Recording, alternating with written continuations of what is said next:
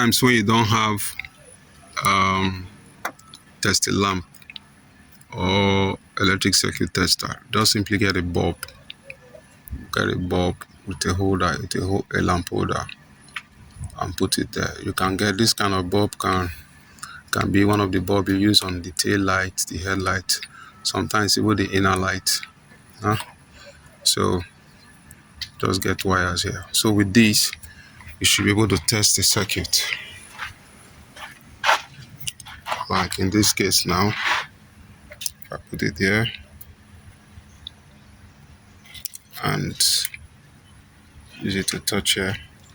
You see, it lights up, indicating power. So with this, you should be able to test power and ground for any circuit. All you just need to do, if you are testing for a place that you likely going to have power, you connect to which is the ground. Then while you connect here to the places you are expecting to get power supply, don't know if there's any fuse here that you can see testing the fuse. You can even use it to test fuse. You can see lights up. I use it to troubleshoot fuse. This is testing power. That means there's power getting here. Are you getting it?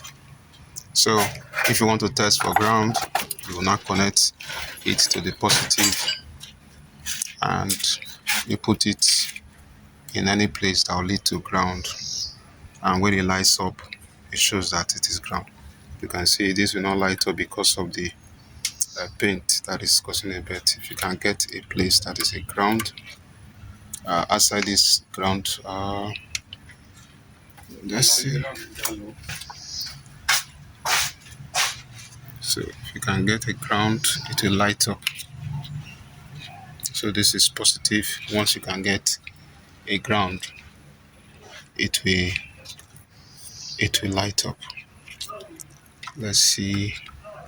Okay, you can see now this positive. So